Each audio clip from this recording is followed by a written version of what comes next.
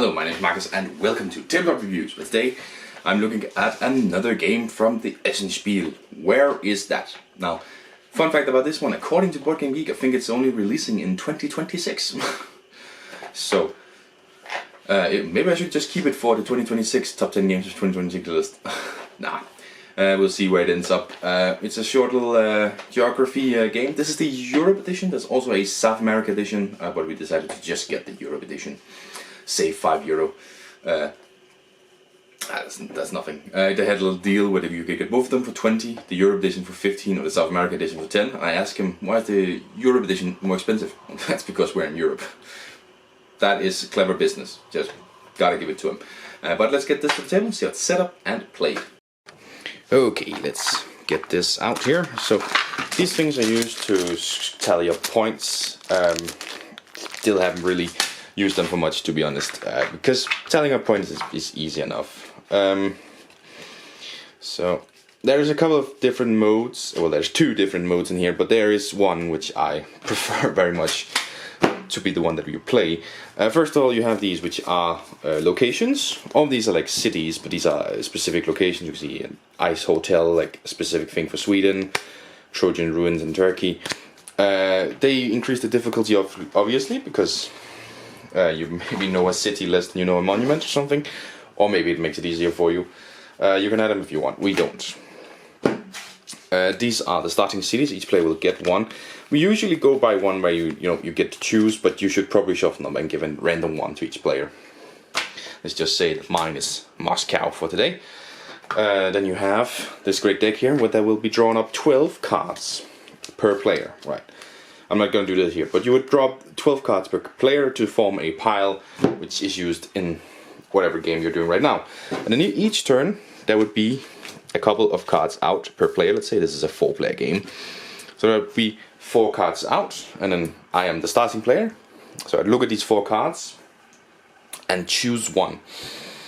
Let's say I'm going for San Marino and San Marino, and then I have to place it, is it west, north, east, or south of Moscow. I can't do it like this, even though I think that's how it is.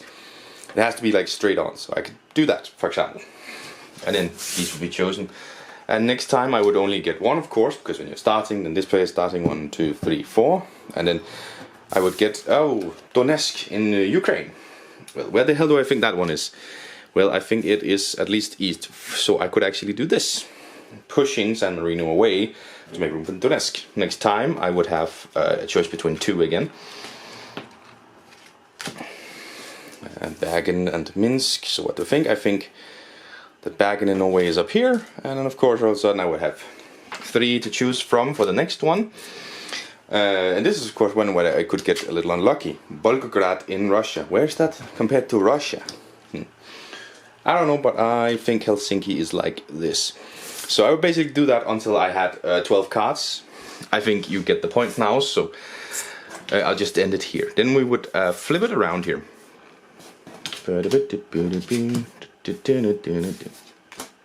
And you would compare. And on it you would create, let me just take this one as an example. You create a bunch of circles like this, right, all around your board. And as long as the orange number is lower than the other number, you score a point for it. So this is a point. This one is just about not a point, so flip them around there. That's what happens. You also have on the top here, this would be formed here, so that would also be a point. So I would say I would do pretty okay on this one, considering I am only missing a point here. These are all points, that's pretty decent, but you would of course have 12 cards all around where you can form points on it. Whoever has the most points wins. This is how I would play it, definitely. And there we go, that's the setup. Well, obviously there is a little bit lacking in terms of that one, as there is a different way of playing. I haven't even read the rules. That is the way that I would play those games. Drawing out the cards, trying to assemble them into a proper geographical alignment. It's actually pretty fun. You can see I failed on Donetsk, Ukraine. I would have done that in a proper game as well. I would, it's about those little things, and it makes it fun for us that knows about geography. Like we have a couple of guys there that knows, and we find it really fun this thing where you get like a Donetsk and Moscow. Moscow is there, Donetsk is So I think that's really something where it shines through. If you don't like geography that much, or at least city and country geography, and you know, it's not like, you know, Rocky Mountains or whatever, where they it is just the cities of Europe for this one, and then some monuments we haven't played with yet. If you don't like that kind of geography and that kind of little fun knowledge, I don't think this game is going to be too fun for you. For someone like me who actually really enjoys it and loves geography, and especially the placement of cities and countries and stuff, that part of geography, this is a great game for me, really a lot of fun. And yeah, I'm just, yeah, you gotta like geography to like this game, definitely. Component wise, I mean, the little point counters are nice. We usually just like use them one at a time to go down, and then I had 11 on the correct ones. Okay, you had 12. Okay, so and passing them around. But I believe the red ones are supposed to be worth more points than the white ones. But it's, yeah, it's easy enough to collect the points. I think you use it more for the other way of playing, but whatever. And then the cards are good. I like how they look on the behind, you know, with the country, the city name, the country name, works really well. You get an idea of it. When you look then on the other side, it's all, you know, the circles match up. I still haven't seen them not matching up perfectly, so that's nice. You get the outline of the country, and you can see it. Like, I would probably check out the Ukraine Moscow one. You can see, it's like that. So it's like, oh, a centimeter. So looking really good there with the mixture of the components and the artwork. I mean, there's not much to talk about. Let's move on to Does It Lie to You? Gotta be 8 and up, 2 to 4 players. It takes about 20 minutes. The 8 and up thing. I mean, again, it's a quiz about geography. You gotta know some shit about geography. So it's, you know, I would say it depends on the kit. I mean, could I have played it at 8? Probably, because I like geography. Even back then, I would have been able to keep up.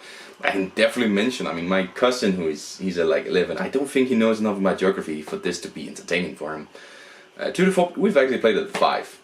I mean, basically you have enough starting country cards to do more than that, and it's just like 12 cards per player. You can split it up like that. We even did a gameplay where we did 10 cards per player, just to shorten the game a little bit.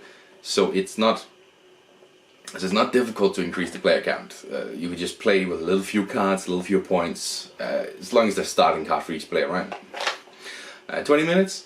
Yeah, I mean, it can of course go out a little bit. If you're sitting with a card and like, oh, where is this? Is it, ooh. You can sit for a little bit over a while there.